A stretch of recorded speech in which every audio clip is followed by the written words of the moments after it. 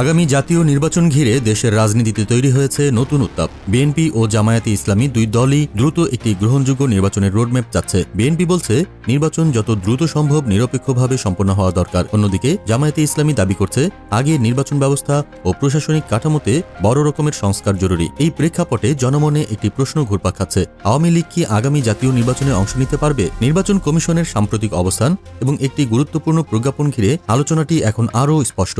নির্বাচন কমিশন একদিকে জানিয়েছে তারা চান না কোনো রাজনৈতিক দল নির্বাচন থেকে বাইরে থাকুক, তাদের লক্ষ্য সবার অংশগ্রহণ নিশ্চিত করা। কিন্তু অন্যদিকে কমিশন একটি কঠোর বার্তা দিয়েছে, প্রার্থিতা পেতে হলে প্রার্থীর বিরুদ্ধে দুর্নীতি, খুন, সহিংসতা বা রাষ্ট্রদ্রোহমূলক কর্মকাণ্ডে সংশ্লিষ্টতা থাকলে তার প্রার্থিতা বাতিল হবে। প্রজ্ঞাপনে বলা হয়েছে যারা দুর্নীতির সঙ্গে জড়িত কিংবা যারা দেশের সাম্প্রতিক সময়ে সংঘটিত সহিংসতার, বিশেষত জুলাইয়ের গণ অভ্যুত্থানের সাথে প্রত্যক্ষ বা পরোক্ষভাবে যুক্ত ছিলেন, এমনকি কেউ যদি আদালতে বিচারাধীন মামলায় দোষী প্রমাণিত হন, তাহলে তারা আগামী নির্বাচনে অংশগ্রহণ করতে পারবেন না।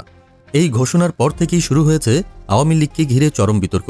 কারণ গত এক যুগে ক্ষমতায় থাকা এই দলের বহু নেতার বিরুদ্ধে দুর্নীতি, অর্থ পাচার, খুনসহ নানা অপরাধের মামলা রয়েছে। বিশেষ করে সরকার পতনের পর বিভিন্ন দুর্নীতি মামলার তদন্তে অগ্রগতি ঘটায় এবং আদালতে একাধিক মামলার রায়ে দোষ প্রমাণিত হয়। ফলে এই প্রজ্ঞাপনের আওতায় বহু প্রভাবশালী নেতার প্রার্থিতা ঝুঁকির মুখে পড়েছে। বিশ্লেষকদের মতে এই শর্ত প্রয়োগ হলে আওয়ামী লীগের তৃণমূল থেকে শুরু করে শীর্ষ পর্যায় পর্যন্ত বড় অংশই নির্বাচনী দৌড়ে থাকবেন না। শুধু তাই নয়, দলীয় প্রধান ও সাবেক প্রধানমন্ত্রী শেখ হাসিনার বিরুদ্ধেও একাধিক মামলার শুনানি চলমান, যা পরিস্থিতিকে আরও জটিল করে তুলছে। যদিও নির্বাচন কমিশন বলছে তাদের উদ্দেশ্য কাউকে বাদ দেওয়া নয়, বরং একটি স্বচ্ছ ও দায়িত্বশীল রাজনৈতিক পরিবেশ নিশ্চিত করা। প্রসঙ্গত, নতুন এই নিয়ম অনুসারে যাদের বিরুদ্ধে শুধু অভিযোগ নয়, আদালতে প্রমাণিত অপরাধের ভিত্তিতে মামলা বিচারাধীন কিংবা রায় ঘোষণা হয়েছে, তাদের জন্য নির্বাচনে অংশগ্রহণের পথ বন্ধ হবে। এর ফলে শুধু আওয়ামী লীগ নয়, দেশের অন্যান্য বড় দলগুলোতেও ব্যাপক আলোড়ন শুরু হয়েছে। এদিকে বিএনপি ও জামায়াত মনে করছে এই প্রজ্ঞাপন কার্যকরভাবে বাস্তবায়ন হলে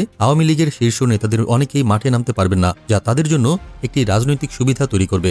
যদিও নির্বাচন কমিশনের পক্ষ থেকে জানানো হয়েছে এটি কোনো দলকে সুবিধা দেওয়ার জন্য নয়, বরং জনমতের প্রতি সম্মান জানিয়ে দুর্নীতিমুক্ত নেতৃত্ব তৈরির একটি পদক্ষেপ। সব মিলিয়ে প্রশ্ন উঠছে, আগামী নির্বাচনে দলীয়ভাবে আওয়ামী লীগ আদৌ প্রার্থী দিতে পারবে কিনা? যদি না পারে, তবে বর্তমান রাজনৈতিক সমীকরণে বড় ধরনের পরিবর্তন আসতে পারে। ভবিষ্যৎ রাজনীতির চালচিত্র নির্ধারণে এই নির্বাচন যে গুরুত্বপূর্ণ তা বলার অপেক্ষা রাখে না। এখন দেখার বিষয় এই প্রজ্ঞাপন বাস্তবায়নে নির্বাচন কমিশন কতটা দৃঢ় থাকে এবং এর প্রভাব আগামী নির্বাচনের মাঠে কতটা পড়ে।